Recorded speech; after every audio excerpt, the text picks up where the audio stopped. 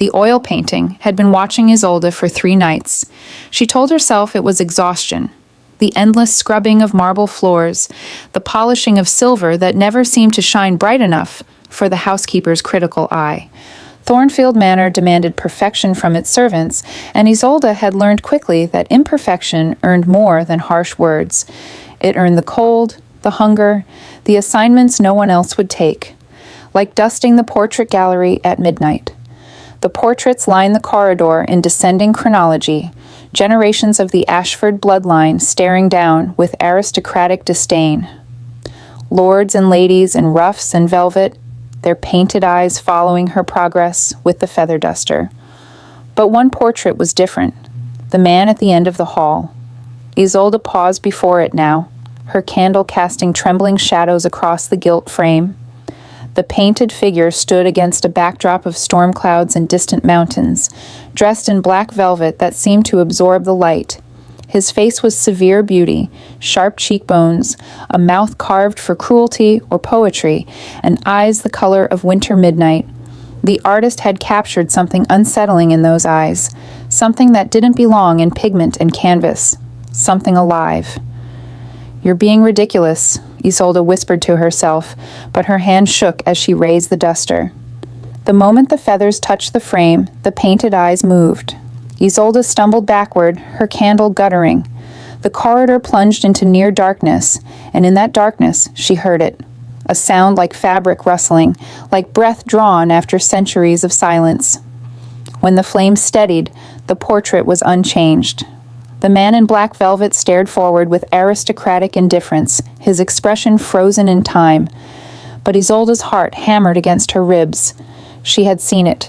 She was certain. "Miss Winters." The housekeeper's voice cut through the silence like a blade.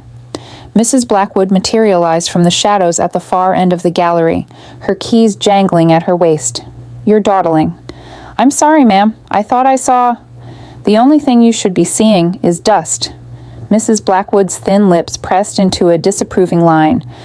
"Lord Ashford returns tonight. Everything must be immaculate."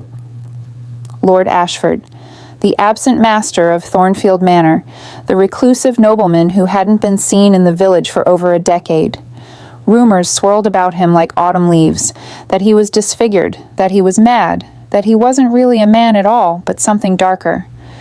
The servants whispered about doors that must never be opened, about the east wing where no one was permitted, about the way the master's previous attendants had all vanished without explanation.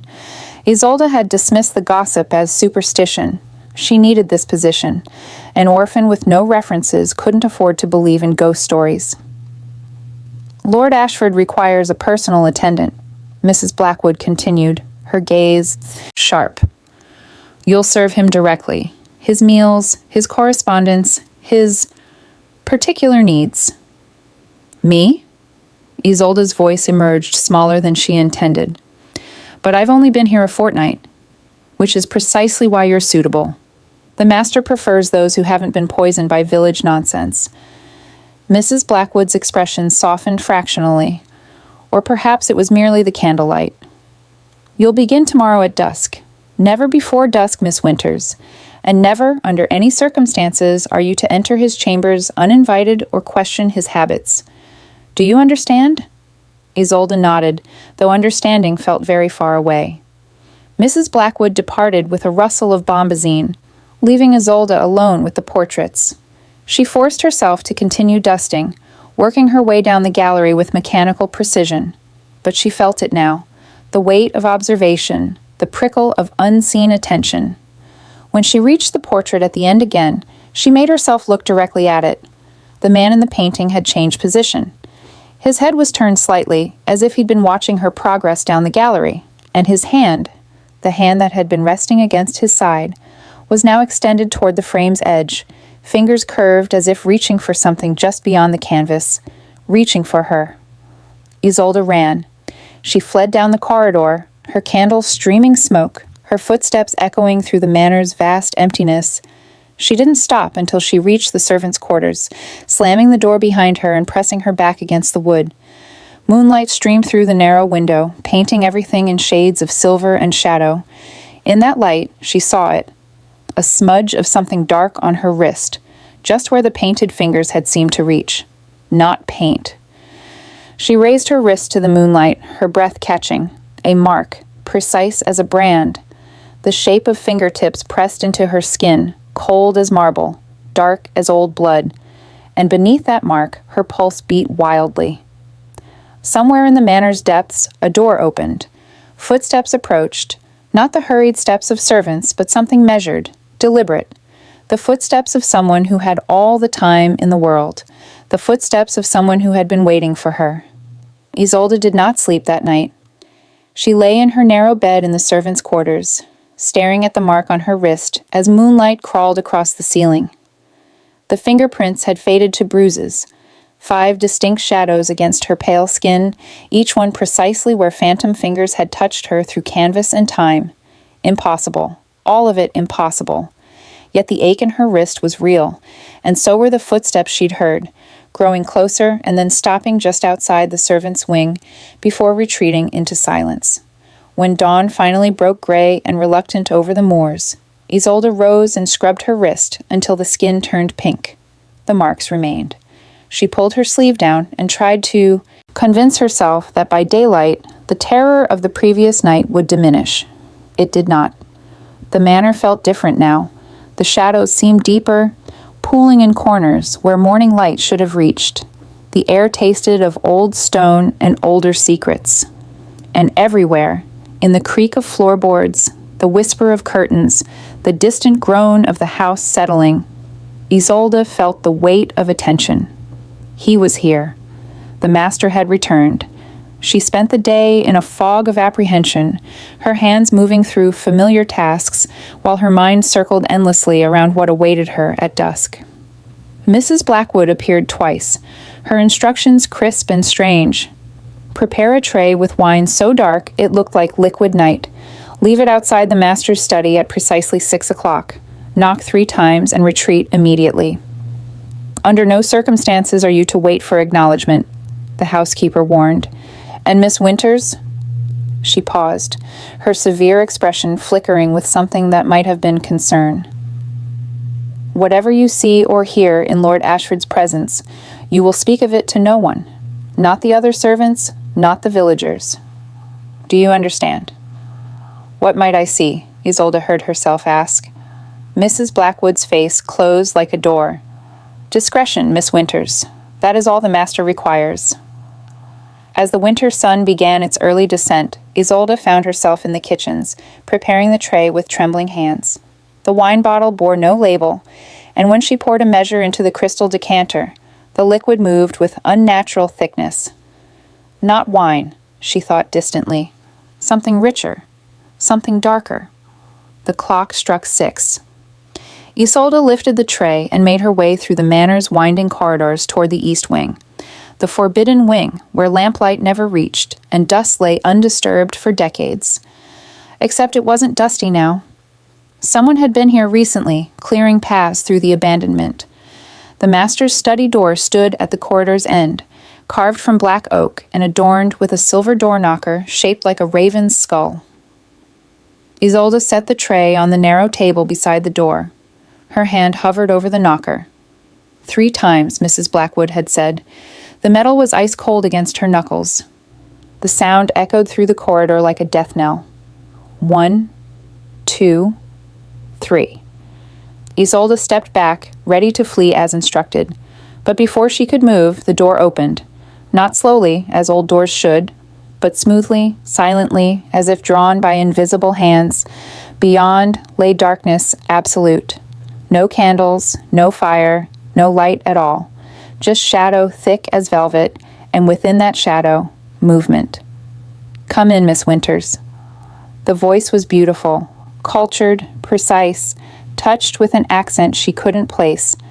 But beneath its refinement lay something ancient, something that made every instinct scream for her to run. I was told to leave the tray and go, Isolde managed, her voice barely steady. And you obey instructions. Admirably, but I prefer to meet those who serve me. A pause, heavy with weight. Unless you fear me? It was a test. Isolde felt it in her bones, a question that would determine far more than this single moment. She thought of the mark on her wrist, of the portrait that had watched her, reached for her, claimed her somehow before she'd even known his name. "I'm not afraid," she lied, and stepped across the threshold. The darkness swallowed her. For a moment she saw nothing, her eyes struggling to adjust. Then, gradually, shapes emerged, bookcases towering to an invisible ceiling, a massive desk littered with ancient manuscripts, and beyond it, standing before windows, draped in heavy crimson velvet, him. Lord Ashford was tall and terribly still, dressed in black that made him seem carved from shadow itself. In the faint light that penetrated the velvet curtains, his face was exactly as the portrait had rendered it, beautiful and severe, with those winter midnight eyes that held centuries. Those eyes found hers, and Isolde forgot how to breathe. "You saw the portrait move, not a question, a statement of fact." "Yes, my lord." "And yet you remained in my service. Curious." He moved then, a fluid grace that seemed wrong somehow, too perfect for human joints and muscles. He circled her slowly, never touching, but close enough that she felt the cold radiating from him. "Most run, the wise ones at least." "I have nowhere to run to, my lord." Honesty, how refreshing. He stopped before her, close enough now that she could see the impossible smoothness of his skin, the way his chest didn't rise with breath. "Give me your wrist." Terror spiked through her. "My lord." "Your wrist, Miss Winters." With shaking hands, Isolde extended her arm. He pushed back her sleeve with fingers cold as marble, revealing the 5 dark marks. For a long moment, he simply stared at them, his expression unreadable. "Do you know what this means?" His voice had dropped to something barely above a whisper. "No, my lord." "It means," he said, his thumb tracing one of the marks with devastating gentleness, "that you are the first person I have touched in 300 years who did not die." The room tilted. Isolde's knees weakened, but his hand, that cold, impossible hand, caught her wrist, steadying her. "And that, Miss Winters," Lord Ashford continued, his midnight eyes burning into hers, "makes you either my salvation or my ultimate damnation." Lord Ashford released her wrist as if it had burned him. He retreated to the window, putting the vast expanse of his desk between them. In the crimson-filtered light, Isolde watched the tension coil through his shoulders, a predator forcing itself into stillness. "You should leave," he said, his voice carefully controlled. "Now, before what?" The question escaped, before wisdom could silence it. He turned, and for the first time, she saw something fracture in that ancient composure. Not anger, something far more dangerous. Hope warring with horror. "Before I forget myself," he said quietly, "before I test whether your immunity is genuine or merely a cruel delay." Isolde's heart hammered, but she didn't move toward the door. The mark on her wrist still tingled where he'd touched her, but there was no pain, no creeping cold of death. Only warmth, her own living warmth, pulsing stubbornly beneath the bruises. "How long?" she asked. "How long since you've touched another person?" "You heard me the first time. 3 centuries. He poured wine, if it was wine, into a goblet with hands that remained perfectly steady despite the tremor in his voice. 1525. The year the curse took root." "What curse?" Lord Ashford's laugh was bitter as winter frost. "Immortality has many faces, Miss Winters. Mine wears the mask of isolation." He raised the goblet but didn't drink, studying the dark liquid as if it held answers. "I am what your village whispers about in fearful tones. A vampire, sustained by blood, condemned to watch centuries pass while remaining forever. Untouched." The word carried such weight that Isolde felt it settle over the room like snow. "Other vampires can touch," he continued, his gaze distant now, lost in memory. "Can embrace, can love, can feel the warmth of skin against skin. But I..." His fingers tightened on the goblet. "My maker was creative in her vengeance. Every mortal I touch dies within heartbeats.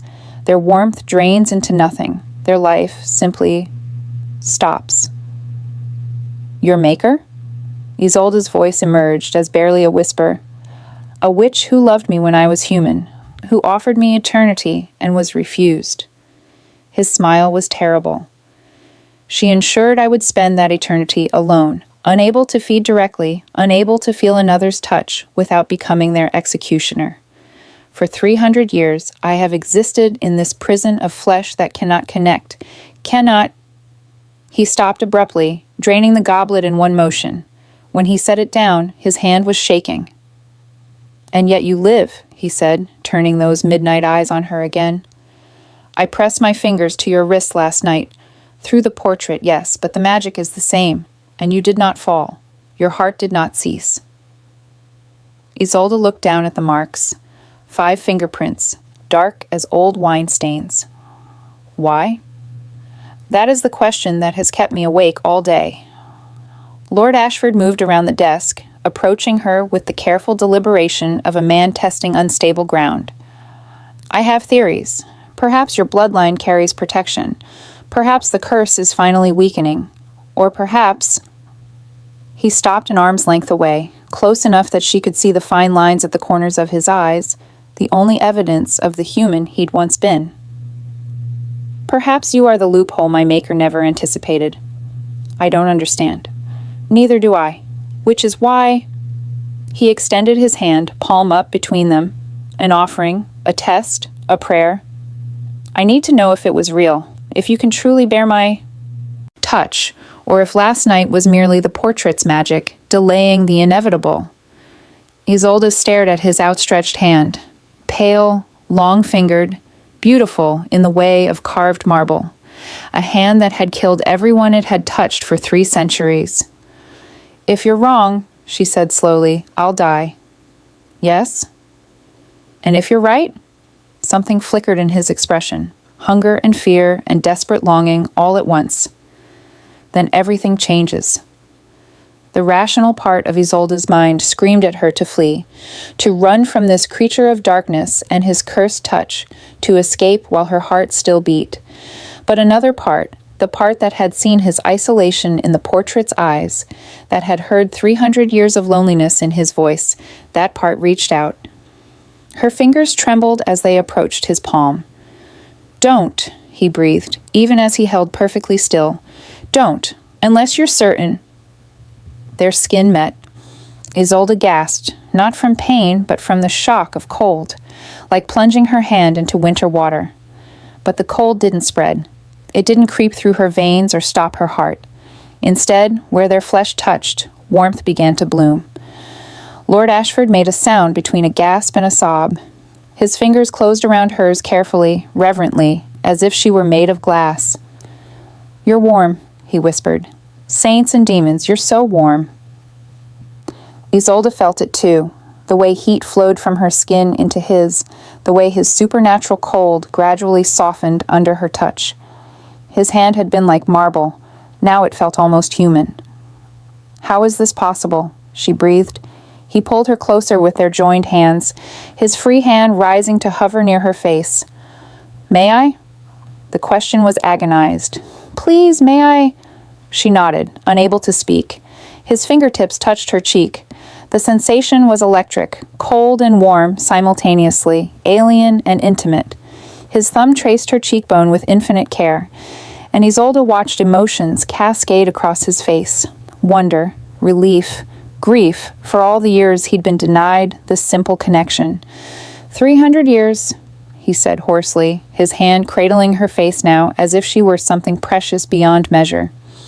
300 years of death at my fingertips, and you live beneath my touch like a miracle. In the crimson-shadowed study, with an immortal's cold hands warming against her skin, Isolde felt the world tilt into something darker and stranger than she had ever imagined. And she did not pull away. Lord Ashford pulled away, as if her warmth had finally burned him. He retreated to the far side of the study, pressing his back against the bookshelf, his chest heaving despite not needing breath. When he looked at her again, his eyes had changed, no longer winter midnight, but something darker, touched with crimson at the edges. You need to leave. His voice had roughened, dropping to something almost feral. Now, Miss Winters. Isolde's cheek still tingled where he'd touched her. My lord. That wasn't a request. His hands gripped the shelf behind him hard enough that the wood groaned. 3 centuries without touch, and then you. He closed his eyes, his jaw clenched. You've awakened hungers I'd learned to bury. Do you understand? She did. She understood from the way his gaze kept dropping to her throat, to the pulse that beat visibly beneath her skin. From the way his lips parted slightly, revealing the sharp points of canines that hadn't been visible before. You're hungry, she said softly. Starving. The word was a confession and a warning. The servants leave me blood in crystal decanters. Animal blood.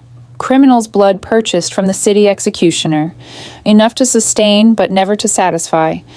I haven't fed from a living vein in... He stopped, shaking his head. It doesn't matter. You're leaving. Now. But Isolde found herself stepping closer instead. Why haven't you? Fed from the living, I mean. Because I cannot touch without killing, and feeding requires... His voice broke. Requires touch. Requires holding someone close, feeling their warmth, their pulse against my lips. I gave up that intimacy the same night I gave up my humanity. The tragedy of it struck her like a physical blow. To be a vampire who couldn't feed as vampires were meant to exist on cold sustenance, forever denied the very thing his nature craved. But I don't die when you touch me, Isolde heard herself say. Lord Ashford's eyes snapped open, blazing fully crimson now. Don't. You said yourself I'm different, that I'm immune to... I said don't. He moved with supernatural speed, suddenly before her, his hand wrapped around her wrist, not harshly, but firmly. You don't know what you're offering. You don't understand what it means. Isolde met his burning gaze steadily. Then explain it to me. For a long moment, he simply stared at her, and she watched the war rage behind his eyes. Finally, he spoke, his voice low and rough. Feeding from the vein creates a bond. Blood calls to blood. Soul recognizes soul. It's why vampires choose their companions carefully, why we don't feed indiscriminately from the living. One taste of your blood, and I would know you, your fears, your desires, your very essence, and you would know me. Would that be so terrible? Yes. The word was anguished. Because I am a monster who has committed monstrous acts to survive. Because I am cursed to isolation for sins you cannot imagine. And because... His grip on her wrist tightened fractionally. Because if I taste you and find that you are everything 3 centuries of loneliness has starved me for, I will never be able to let you go. The confession hung in the air between them, raw and desperate. Isolde should have been terrified, should have torn herself from his grasp and fled into the night. Instead, she found herself reaching up with her free hand to touch his face, feeling the sharp line of his jaw, the supernatural smoothness of his skin. I'm an orphan, she said quietly. I have no family, no prospects, nothing waiting for me beyond servitude in houses like this until I'm too old to work. You speak of bonds and curses as if I have something precious to lose. Your life is already yours, the moment Mrs. Blackwood assigned me to your service. Isolde's thumb traced his cheekbone, feeling him shudder beneath her touch. At least let it mean something. Lord Ashford caught her hand, pressing it flat against his chest where a heart should have beaten. If I do this, he whispered, there is no going back, for either of us. I know. He searched her face for a long moment, looking for doubt, for fear. Finding only steady resolve, he closed his eyes and released a breath he didn't need. Tell me your name, he said. Your Christian name. If I'm to damn us both, I should at least know what to call you in the darkness. Isolde. Isolde. He repeated it like a prayer, like a curse. My name is Draven, not Lord Ashford. That title belonged to the man I was. The monster who holds you now is simply Draven. You're not a monster. His laugh was bitter. You don't know that. Then show me. Isolde tilted her head, exposing the pale column of her throat. "Show me what you are." Draven's control shattered like glass. He pulled her against him with a desperation that spoke of centuries of denial, one hand cradling the back of her head, while the other wrapped around her waist, his face buried in the curve of her neck, and she felt him trembling. This ancient, powerful creature, shaking like a man offered salvation after an eternity of damnation. "Forgive me," he breathed against her skin. Then his fangs pierced her throat. The pain was sharp and brief, quickly dissolving into something else entirely. A sensation like falling and flying simultaneously, like cold water and warm wine mixing in her veins. Isolde gasped, her fingers digging into his shoulders as the world tilted. And through the blood, through the ancient magic that bound vampire to victim, she felt him, truly felt him. His loneliness, vast as centuries. His hunger, terrible and beautiful. His desperate, aching hope that she might be real, might be the answer to a curse he'd long since stopped praying would break.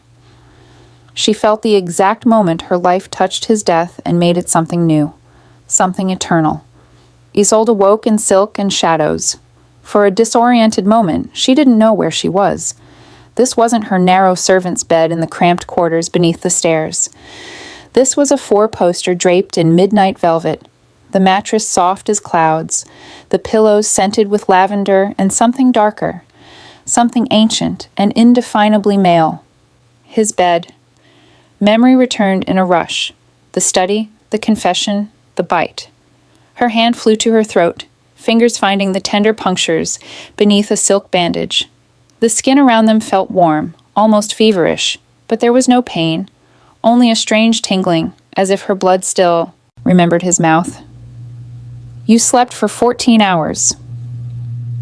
Isolde turned her head to find Draven seated in a wing-back chair beside the bed, his posture rigid, his eyes haunted. Lamplight painted him in shades of amber and shadow, making him seem more portrait than person. "I thought I'd killed you after all," he continued, his voice carefully empty. "That the curse had merely delayed, waiting until I'd tasted your blood to enact its vengeance." "But I'm alive." "Yes." The word carried such weight, such terrible relief. Alive and warm and... He stopped, his jaw working. "I should not have done what I did. Should not have taken from you, bound you to me through blood and magic. It was unconscionable." Isolde sat up slowly, the silk sheets pooling around her waist. Someone, Draven, she realized with a flush, had changed her from her servant's dress into a nightgown of white linen, soft as sin against her skin. "I offered freely," she said. "You didn't know what you were offering." Draven rose, pacing to the window, where dawnlight struggled through heavy curtains. "You felt it, didn't you? In those moments when our blood mingled? You felt what I am." She had. Through the blood bond, she'd experienced fragments of his existence.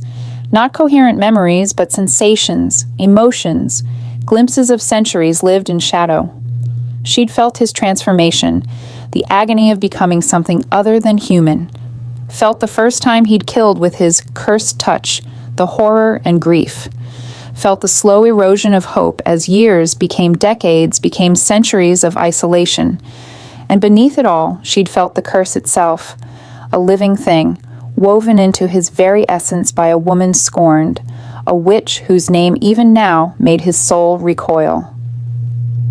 "Seraphina," Isolde whispered, the name surfacing from the blood memories. "The witch who cursed you.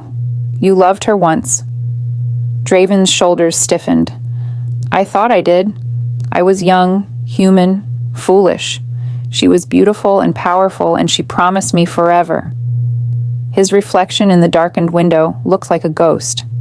"I refused her. Told her I wanted a mortal life, a mortal love, children and grandchildren, and a simple grave in the village cemetery. So she took your mortality anyway, and ensured I would never have the rest." He turned to face her, and in the lamplight his eyes were dark again. No crimson, no hunger, just endless sorrow. She turned me into a vampire but cursed me so that I could never create the very connections that make immortality bearable. No companion, no progeny, no touch that wouldn't kill. An eternity alone as punishment for refusing her. Isolde rose from the bed, her legs unsteady but holding. Except I didn't die. No. Draven watched her approach, like a man watching his salvation and damnation walk toward him in equal measure. You didn't, and I don't understand why. The blood showed me something, Isolde said slowly, piecing together the fragmented visions. When you were human, before Seraphina, there was another woman, someone you loved before the witch entered your life. His face went very still. Eleonora. She had dark hair and green eyes. You were children together, promised to each other by your families.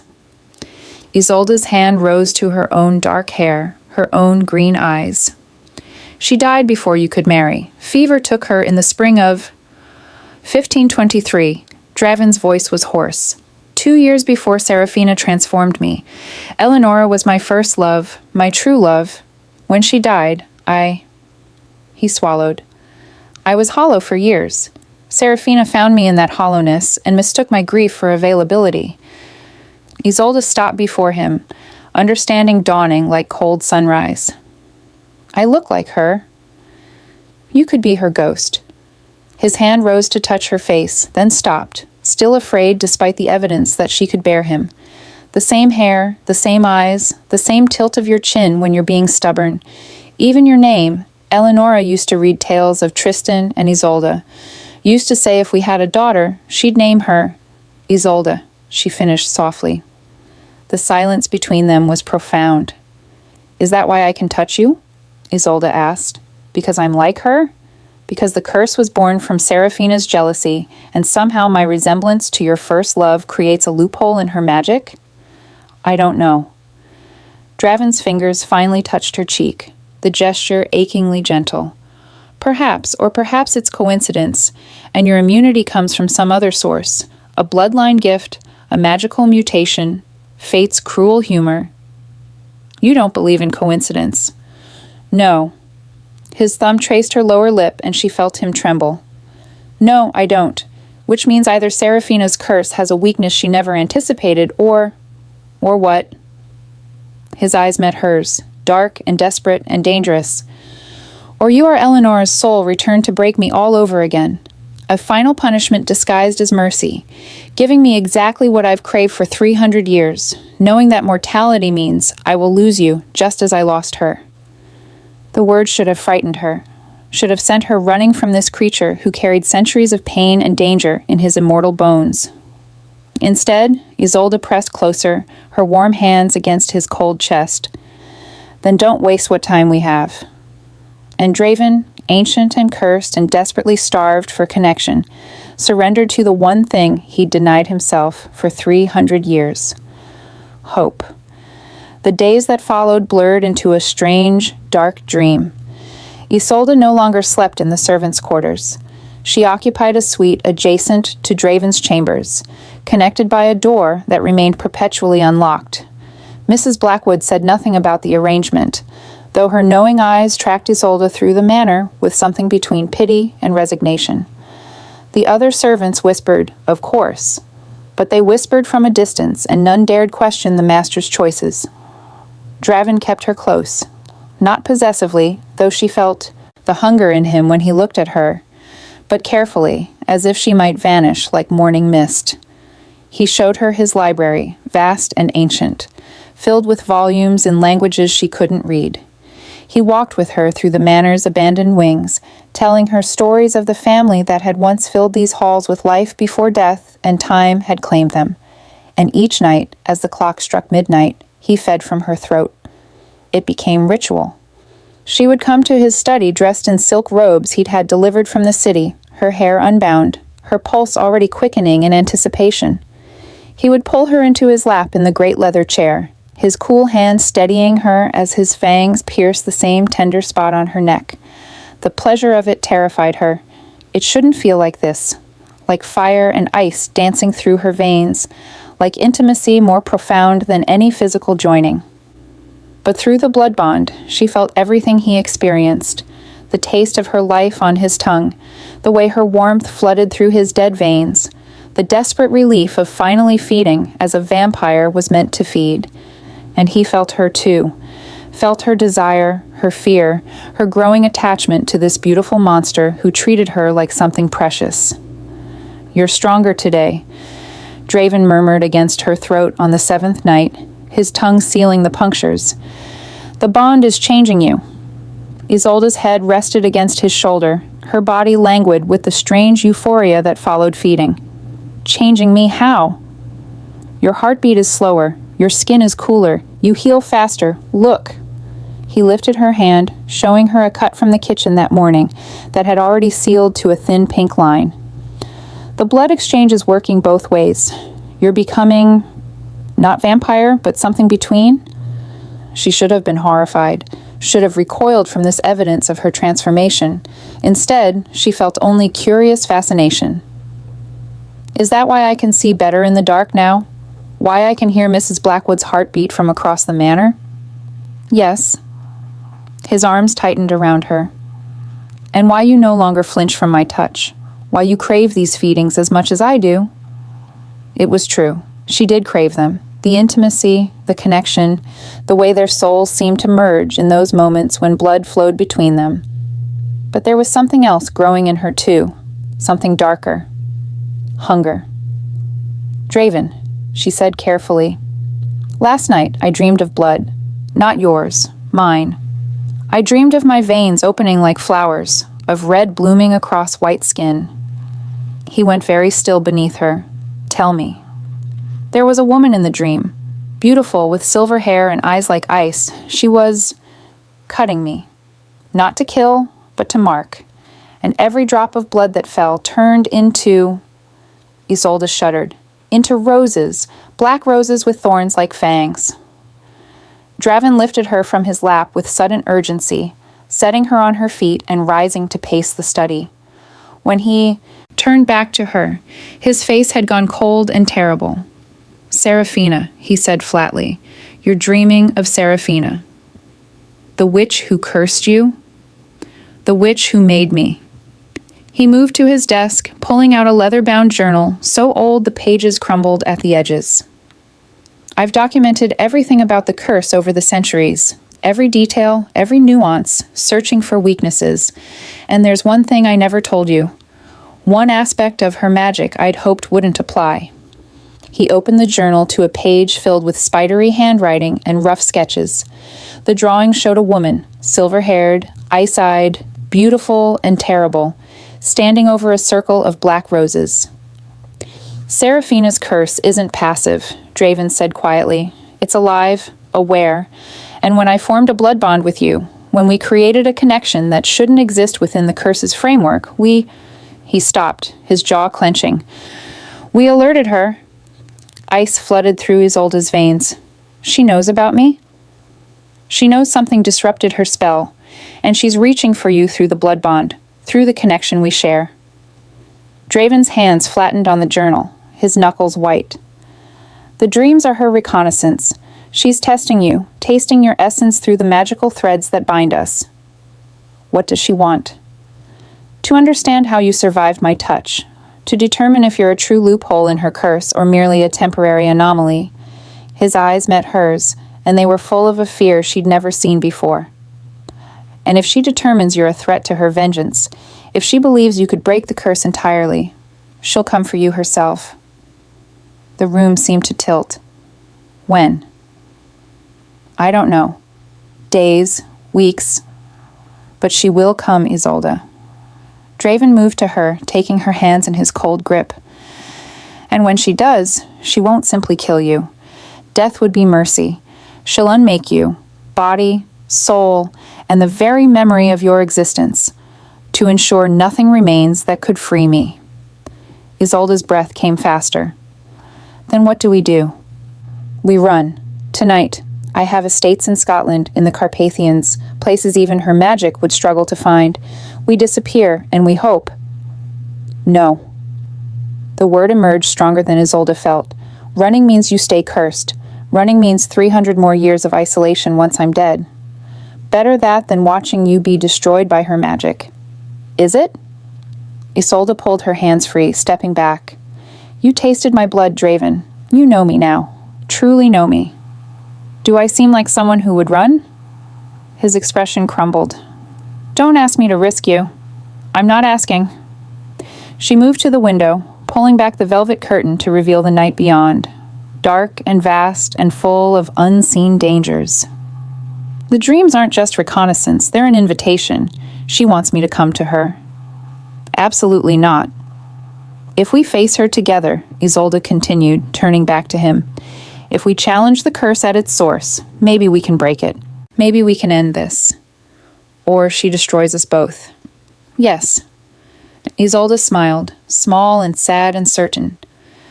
But at least we'll face it together. Isn't that better than centuries more of being alone? In the lamplight, the ancient vampire who'd survived 300 years of isolation looked at the mortal woman who'd become his salvation, and for the first time since his transformation, Draven wept. The black roses arrived at dawn.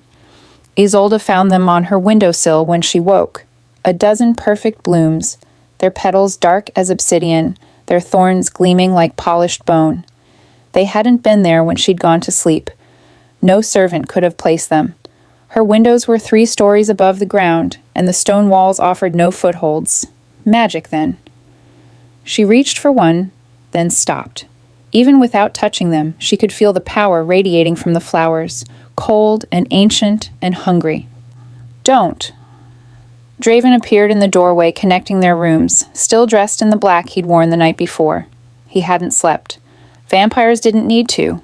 But since forming their bond, he'd taken to resting beside her, his presence a cold comfort in the darkness. Don't touch anything she sent. But as Isolde stepped back, one of the roses moved. The bloom twisted on its stem, petals unfurling to reveal not stamens, but a rolled slip of parchment. The paper floated free, drifting through the air to land at Isolde's feet. Draven snatched it before she could, his face going ashen as he read. What does it say? Isolde asked. His hands crumpled the parchment. She wants to meet. 3 nights from now, at the ruins of Blackthorn Abbey, midnight. His eyes met hers, blazing with fury and fear. She says to come alone. Alone meaning you, or alone meaning me? You. The word was choked. She specifically demands you come alone. Says if I accompany you, she'll consider the curse permanently sealed and withdraw any possibility of negotiation. Isolde's stomach twisted, but she kept her voice steady. Then I'll go alone. Absolutely not. Draven. She crossed to him, taking his face between her hands. Through the bond, she felt his terror, not for himself, but for her. We both know this is the only way. If she wanted me dead, she could have killed me already through the dreams. She wants something else. She wants to toy with you, to hurt me by destroying what I... He stopped, his jaw clenching. What I've come to care for. The unspoken word hung between them. Love. He'd come to love her, though he hadn't said it. Couldn't say it, perhaps, after 300 years of denying himself such feelings. But Isolde felt it through the bond, a fierce, desperate devotion that terrified him more than any curse.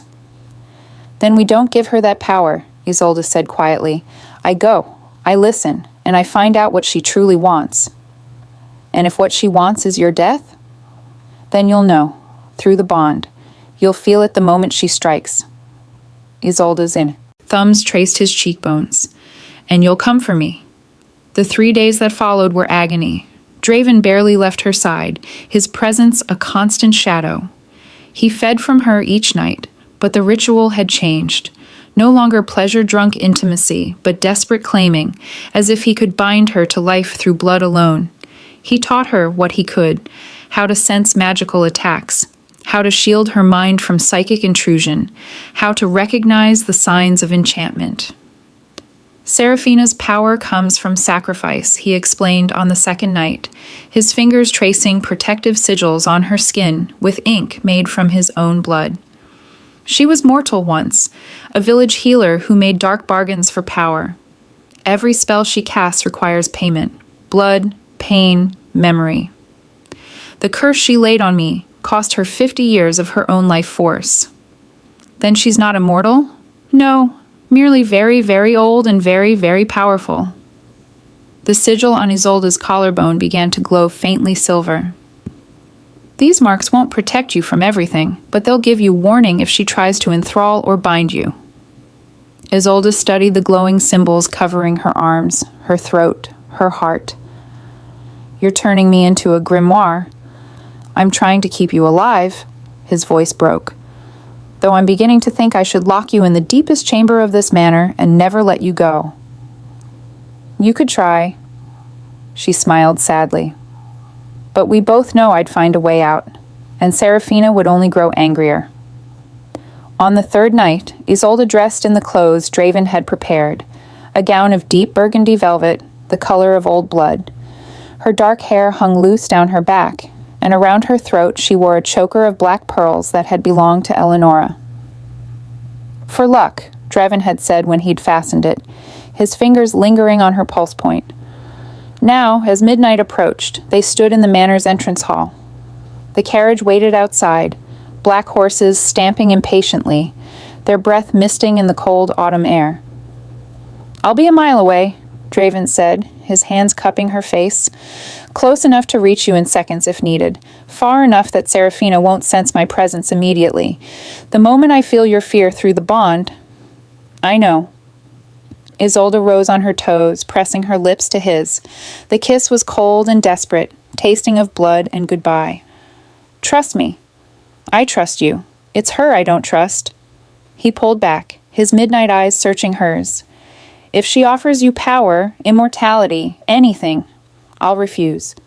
Don't refuse too quickly. Listen, learn what she wants. And remember, his thumb traced her lower lip. Witches deal in contracts. Every word matters. If she asks you to agree to something, make her define every term. Isolde nodded, committing it to memory. As she turned toward the door, Draven caught her hand. Isolde, if this goes wrong, if she... His voice fractured. Know that these past weeks have been the first time in 300 years that I felt alive. Whatever happens, you gave me that. Tears burned her eyes, but she blinked them back. Then I'll see you in a few hours to give you 300 more years. She pulled free and walked out into the night. The carriage rolled through darkness toward Blackthorn Abbey, its ruins ancient even before Draven's transformation. As the horses climbed the hill, Isolde saw it silhouetted against the moon, crumbling stone arches, broken walls, and in the center of what had once been the nave, a woman waiting, silver hair, ice eyes, beautiful and terrible. Serafina smiled as Isolde approached. So, the witch said, her voice like frost over steel, you're the one who dared to break my masterpiece. Isolde stepped into the ruins with her heart thundering against her ribs. The abbey was older than she'd imagined. Ancient stones covered in moss and shadow, broken arches reaching toward the star-scattered sky like skeletal fingers. Moonlight pooled in the roofless nave, illuminating the woman at its center.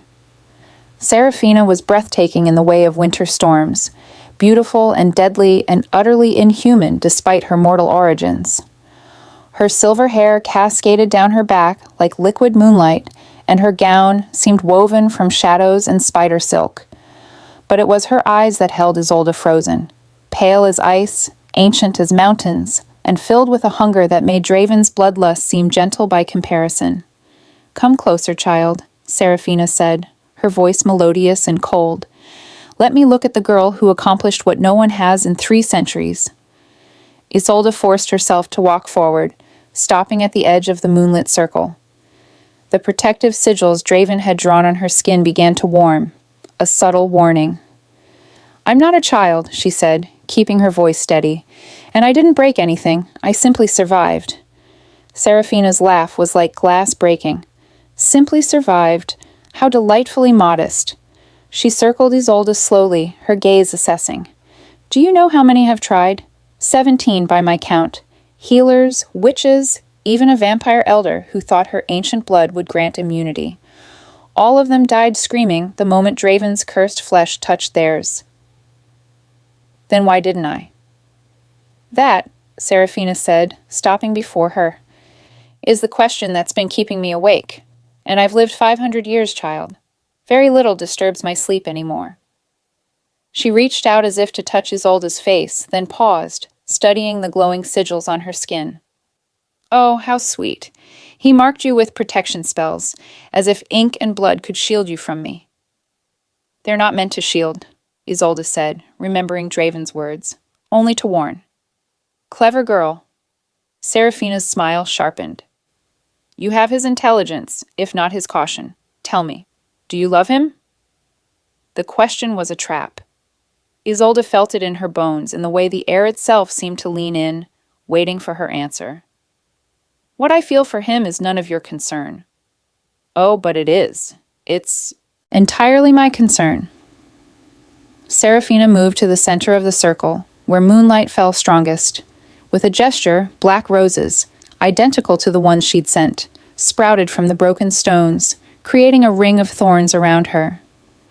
You see, I didn't curse Draven out of simple spite. I cursed him because he rejected a gift beyond price. Immortality, power, eternal youth, all of it his, if only he'd loved me. He didn't know you love. No. Seraphina's eyes flashed.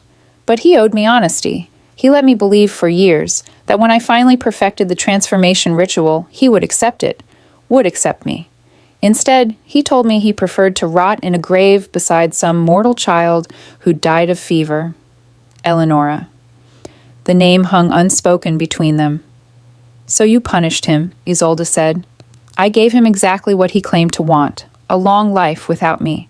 300 years of it, to be precise, each one more lonely than the last. Seraphina's smile was bitter.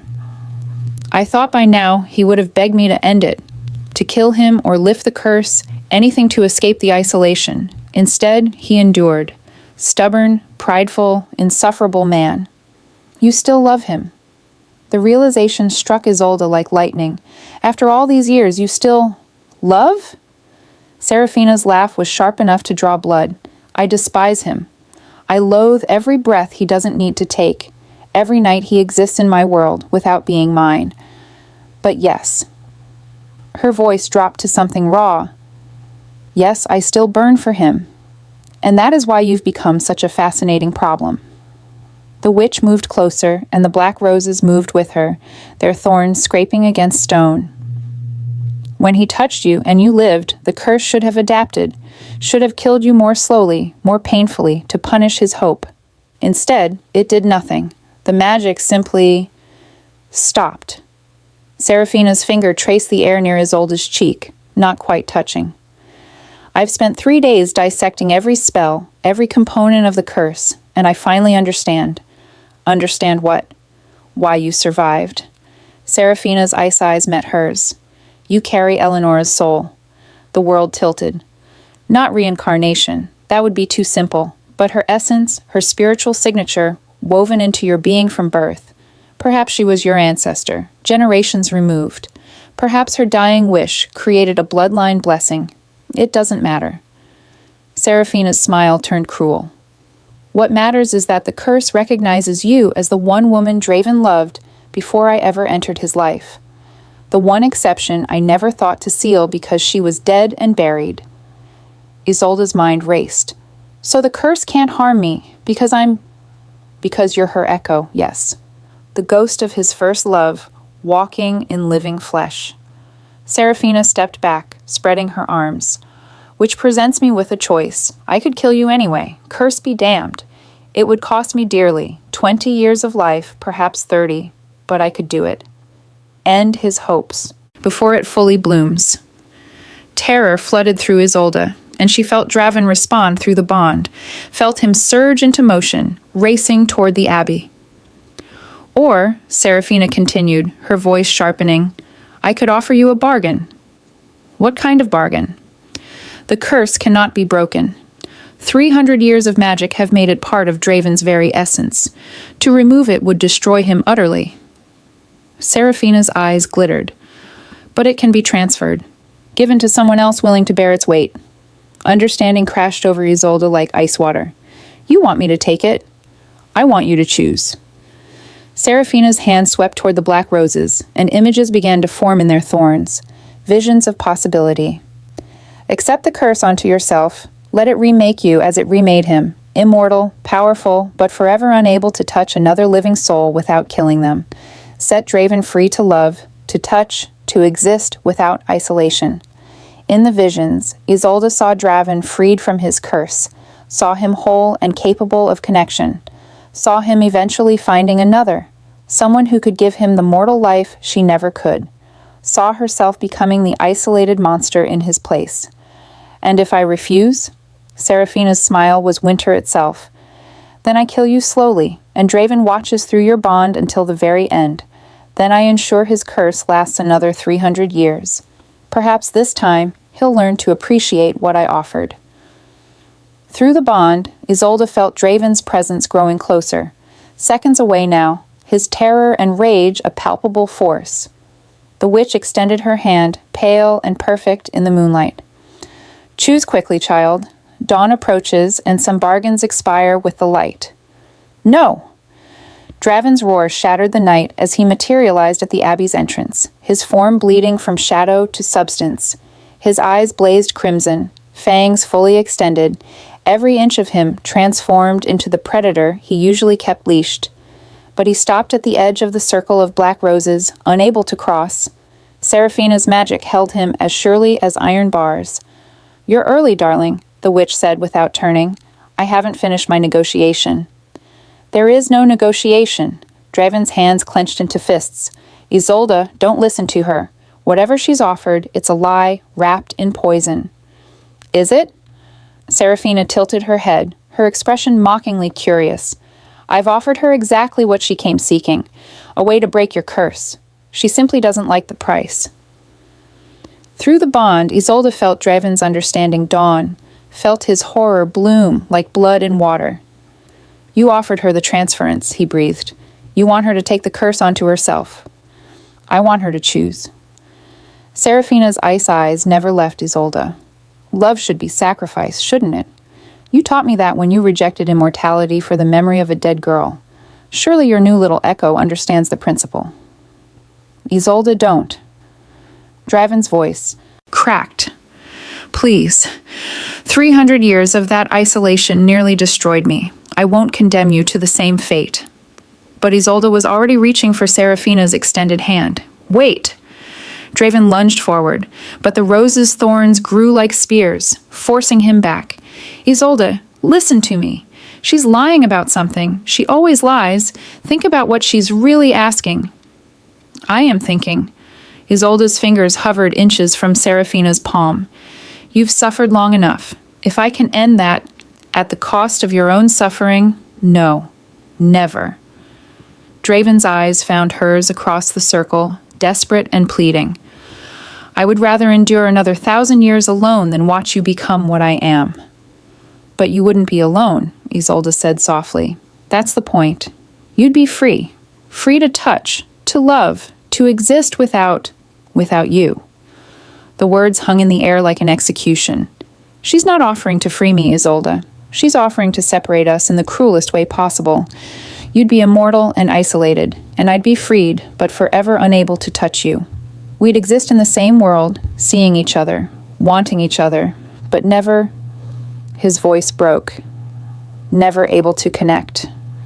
The realization struck Isolde like a physical blow. Of course, Seraphina wouldn't offer true mercy. The witch's vengeance was too perfect, too precisely calibrated to inflict maximum suffering. Very good, Draven, Seraphina purred. You always were clever. Yes, the transference would free you from isolation, but bind you to witness hers. Forever. I call it poetic justice. Isolde pulled her hand back, rage flooding through her. You're a monster. I'm honest about what I am, unlike some. Seraphina's gaze flickered to Draven. He's been drinking your blood for weeks now, child, binding you to him through magic you don't understand. Did he tell you what happens when a vampire feeds repeatedly from the same human? What that bond becomes? We discussed it, Isolde said, though uncertainty crept through her. Did you discuss the thrall? Seraphina's smile sharpened. The way repeated feeding creates a psychic dependency? How you'll begin to crave his bite more than food, more than water, more than breath itself. In another month, you won't be able to survive without him. You'll be addicted to the very thing that's slowly transforming you into something neither human nor vampire. That's not, Draven started. Isn't it? The witch's voice cut like a blade. Show her your journal, Draven. The entries from week 2 of your feeding. Tell her what you've been noticing about her changes. Through the bond, Isolde felt Draven's guilt spike. He had been tracking her transformation, documenting it, and he'd kept parts of it from her. What haven't you told me? Isolde asked quietly. Draven's face was anguished. The changes are accelerating, faster than I expected. Your heartbeat is slowing, your body temperature dropping. In another month, you'll be, functionally, immortal, Seraphina finished, neither alive nor dead, but trapped in between, unable to age, unable to die, but also unable to fully transform into vampire. A liminal creature, forever caught in the threshold. She looked at Isolde with something almost like pity. He's been turning you slowly, whether he admits it or not. And unlike a true transformation, this half-state is irreversible. You're lying, Isolde said, but the words felt hollow. Am I? Seraphina gestured, and one of the black roses transformed into a mirror of ice. In its surface, Isolde saw herself, but changed. Her skin was paler than it had been weeks ago, her eyes darker, and when she pressed her fingers to her throat, her pulse was faint and slow, barely present. She's telling the truth about the changes, Draven admitted, his voice hollow. But I didn't know it was irreversible. I thought if we stopped the feedings... It's too late for that. Seraphina's hand extended again. So here's my revised offer, child. Take the curse, become truly immortal, and at least you'll be complete, fully transformed rather than trapped in this half-death, or refuse, continue as you are, and watch yourself deteriorate into something neither world wants. There has to be another way, Draven said desperately. Seraphina, please. You've had your vengeance. 300 years of it. Isn't that enough? For the first time, the witch's composure cracked. Enough? You think 3 centuries is enough payment for the eternity you promised me? For the life we could have had? Her voice rose, raw with ancient pain. I gave you everything. Power, immortality, my very soul twisted into darkness to craft the perfect gift, and you threw it back in my face for a dead girl's memory. I never promised you eternity, Draven said quietly. I never promised you anything. You let me hope. The words tore from Seraphina like a scream. Hope is a promise, Draven, and you let me build my entire existence on it. In that moment, Isolde saw it clearly, the terrible symmetry of their suffering. Draven, cursed to isolation. Seraphina, cursed to love someone who would never return it. And herself caught between them, becoming the playing piece in a game that had raged for centuries. But games had rules, and rules could be broken. I have a counteroffer, Isolde said. Both immortals turned to her. You want to punish him, and you want him to finally choose you. He wants freedom from isolation and to protect me. I want... She paused, understanding crystallizing. I want the truth. She stepped forward into the circle of black roses, ignoring Draven's shout of protest. The thorns parted for her as if recognizing something in her blood. The curse recognizes me as Eleonora's echo, Isolde said, facing Seraphina directly, which means it views me as Draven's first love, his true love, the one that came before you. Your point? Seraphina's eyes narrowed. My point is that curses are built on emotional logic, not just magical law, and this curse was born from your rejected love, your pain at being second choice. Isolde held out both hands, one toward Seraphina, one toward Draven. So I offer a new covenant, blood for blood, truth for truth. Let me see both of your memories, everything unfiltered, his 300 years, your 500, and then I'll make my choice with full knowledge. Isolde, no, Draven started. Yes. Seraphina's smile was terrible and beautiful. Blood covenant, old magic, binding on all three of us. She produced a blade from shadow, its edge silver bright. Your blood, his blood, my blood, mixed and witnessed by moonlight, whatever truth emerges, we all accept.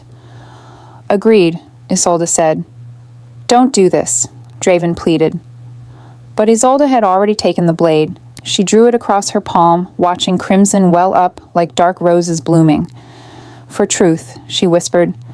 And Seraphina, eyes gleaming with centuries of waiting, pressed her own bleeding palm to Isolde's.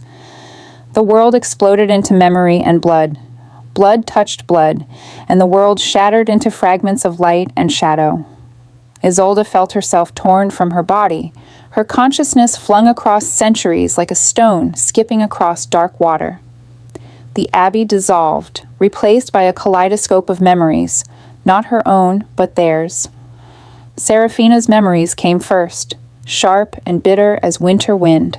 A village girl kneeling in mud beside her dying mother, begging the local healer for help that never came.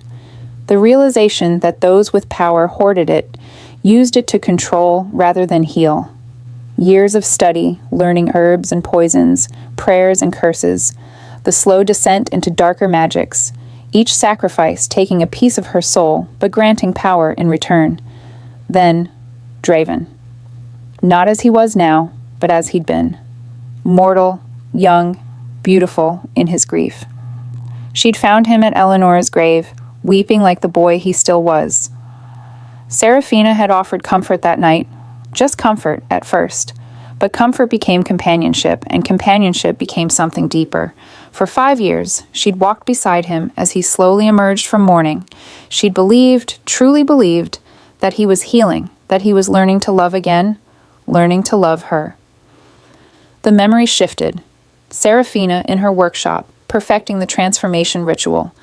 Weeks of preparation, blood sacrifices that aged her a decade in days, all for him, all to offer him forever. And his face when she'd revealed what she'd done. Not gratitude, horror. I don't want eternity, Seraphina. I want peace. I want to rest beside Eleonora when my time comes. The rejection had torn through her like a physical wound. After everything she'd sacrificed, everything she'd become for him, he still chose a dead girl over her. The curse had been born that night, woven from rage and heartbreak and 5 years of misplaced love. She'd forced immortality upon him as punishment, then ensured that immortality would be exactly what he'd claimed to fear, endless and alone. The memories shifted, and Isolde fell into Draven's past. She saw his human life, simple, earnest, full of small joys. Eleonora had been his childhood companion, promised to him before either understood what marriage meant. He'd loved her with the uncomplicated devotion of youth, planning their future with sweet naivety. Then fever took her, and Draven's world crumbled. The years after were gray, empty. He'd functioned, but not lived, going through motions, while his heart remained buried in the village cemetery. Seraphina had found him there, had been kind, patient, gentle, and slowly, so slowly, he'd begun to feel again. Not love, not the way he'd loved Eleonora, but something warm and grateful and almost enough. Almost. When Seraphina revealed the transformation ritual, Draven had seen it for what it was, a cage disguised as a gift. She wanted to bind him to her forever, and he wouldn't trade one grave for another. So he'd refused, and she'd cursed him anyway. 300 years of memories flooded through Isolde. The first touch that killed, a servant girl who'd tried to comfort him, her life draining away as his curse activated, her eyes wide with betrayal.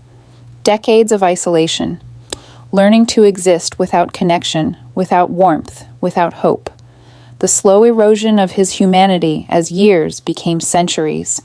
The portraits he'd commissioned, trying to preserve Eleonora's memory even as his own face never aged. The way he'd eventually stopped looking at them, unable to bear the reminder of what he'd lost. Until Isolde. The moment he'd seen her in the portrait gallery, her dark hair and green eyes so achingly familiar, The shock when his magical touch hadn't killed her. The desperate, terrifying hope that maybe, finally, the curse had found its limit. And then Isolde's own memories surfaced, mixing with theirs. Her orphaned childhood, the hunger and cold and loneliness. The way she'd learned to make herself small, unnoticed, safe. The moment she'd seen Draven's portrait and felt something shift inside her, as if recognizing something she'd never known she'd lost. The mark on her wrist, the first feeding, the way her soul had opened to his through the blood bond, feeling his centuries of pain and somehow knowing that she was meant to bear witness to it. And deeper still, beneath her memories, something else stirred. A presence that wasn't quite Isolde, but wasn't separate either. Eleanor's essence woven into her very being like golden thread through dark fabric. Not reincarnation, but inheritance, passed down through bloodlines until it found expression in Isolde's form. And Eleanor's echo whispered a truth that shattered everything. She had never wanted Draven to mourn forever, had never wanted her death to become his prison. Her dying wish, the blessing that had echoed through generations, had been for him to live, to love again, to find joy beyond grief. The Covenant magic seized that truth and amplified it, forcing all three of them to see what they'd been refusing to acknowledge. Seraphina had cursed Draven not because he'd rejected her, but because he'd rejected the very concept of moving forward. She'd bound him to isolation because he'd chosen to isolate himself in grief. The curse was punishment and mirror both. Draven had suffered not just from the curse, but from his own inability to forgive himself for surviving Eleonora. Every connection he'd avoided, every touch he'd feared, it wasn't just the curse, it was guilt. And Isolde. Isolde carried Eleonora's blessing, the counterspell woven by a dying girl's love. She was meant to break the cycle, to show Draven that love didn't require sacrifice or suffering, that he was allowed to move forward. The blood covenant reached its crescendo, truth blazing like lightning. The curse could be broken, not by transference, not by sacrifice, but by acceptance. Draven had to accept that Eleonora was gone and forgive himself for surviving her. Seraphina had to accept that love couldn't be forced or earned through suffering. And Isolde had to accept that she wasn't Eleonora's replacement, but her own person, carrying a blessing forward, but not bound to repeat the past. The magic demanded acknowledgement from all three.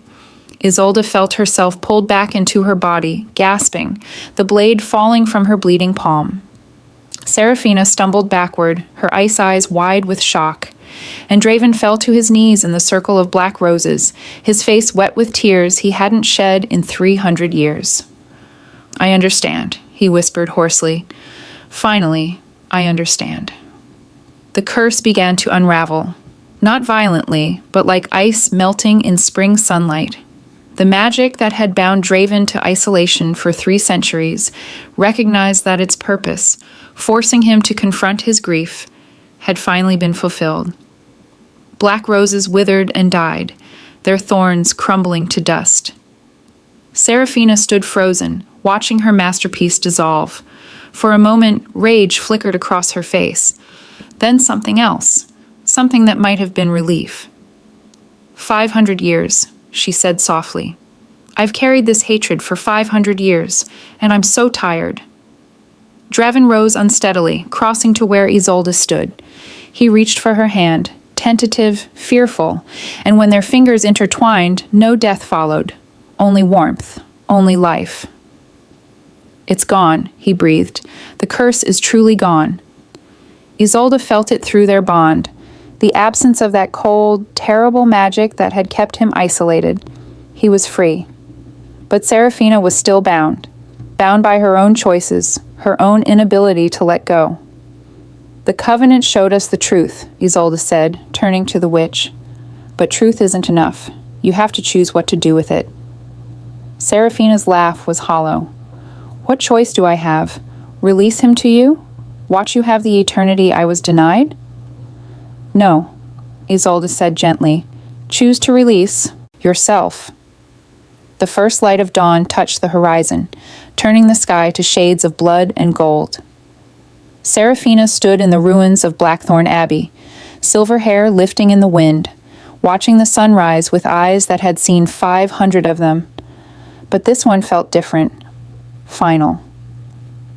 "Release myself," she repeated, her voice barely audible. "After everything I've become, everything I've sacrificed, you think I can simply let go?" "I think you're the only one who can," Isolde said. The witch's ice-blue eyes found hers, and for the first time, Isolde saw past the power and cruelty to the woman beneath, exhausted, ancient, trapped in a prison of her own making. "The Covenant showed you the truth," Isolde continued. "Draven never promised you eternity.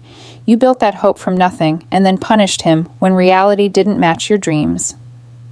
He let me believe. He was grieving, broken. You saw a wounded man and thought you could heal him into loving you."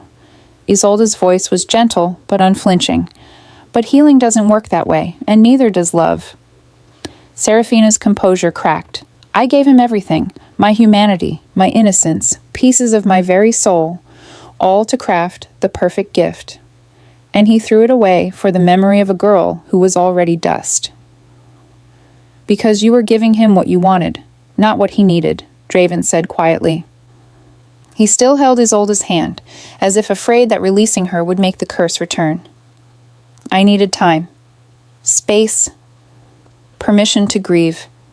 Instead, you tried to replace what I'd lost. I could have made you happy." Seraphina's voice broke. "Given enough time, you would have loved me. I know you would have. Perhaps Draven's admission clearly cost him, or perhaps I would have grown to resent you. We'll never know, because you didn't give me the choice." The witch turned away, facing the rising sun. "So what now? You're free. The curse is broken. You can touch her, love her, build the life you always wanted. And I'm left with—" She laughed bitterly. "With nothing." "That's not true," Isolde said. Seraphina spun back to face her. "What?" "The Covenant didn't just break his curse. It revealed yours too." Isolde gestured to the withered black roses, the crumbling thorns. "You've been trapped as much as he was. Trapped in hatred, in vengeance, in this endless cycle of suffering. But the magic recognized something when our blood mixed." "Recognized what?" "That you never truly wanted to hurt him. You wanted him to choose you freely." Isolde stepped closer, her bleeding palm still warm. "The curse was a cage for both of you. Him in isolation, you in bitterness. But cages have keys, Seraphina, and the Covenant just handed you yours." The witch's eyes narrowed. "What are you saying?" "I'm saying you can let go. Release the hatred, the need for vengeance. Choose something different." Isolde extended her hand, not in offering, but in understanding.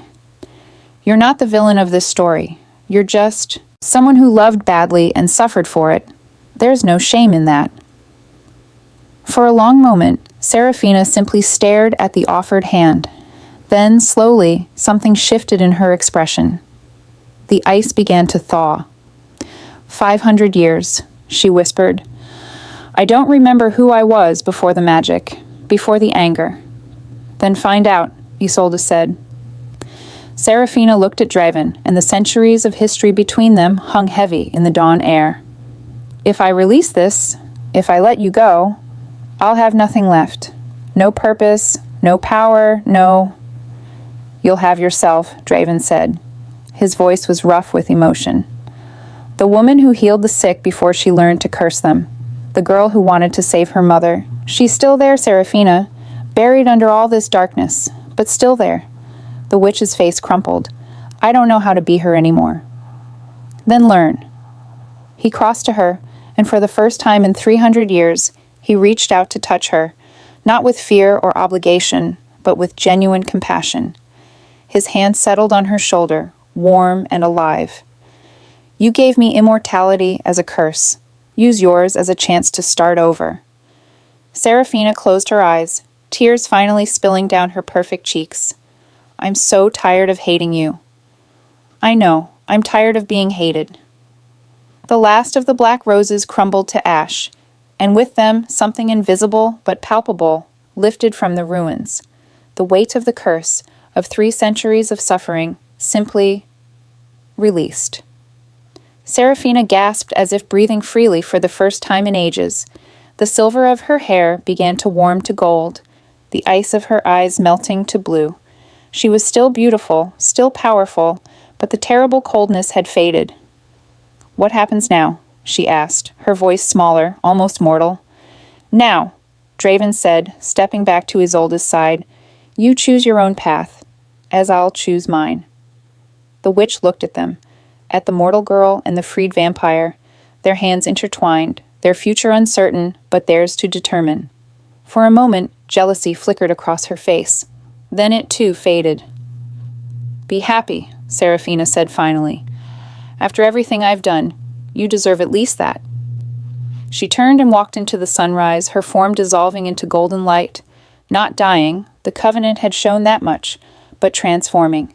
Releasing the darkness she'd carried for so long and stepping into whatever came next. Draven and Isolde stood alone in the ruins, watching her go. "Is it truly over?" Isolde asked. "I think so." Draven raised their joined hands, studying where their fingers intertwined, his pale, hers warm with life. "The curse is gone. I can touch without killing. I'm free. But I'm still changing, still becoming something between human and vampire." "Yes." He turned to face her fully, his midnight eyes clear and steady. "The Covenant showed me that too. In another year, maybe 2, you'll be functionally immortal. Neither alive nor dead, but something twilight." "Does that frighten you?" "No." He cupped her face with both hands, marveling at the simple ability to do so. "It means we'll have time. Centuries of it, perhaps. Time to learn who we are without curses hanging over us. Time to build something real.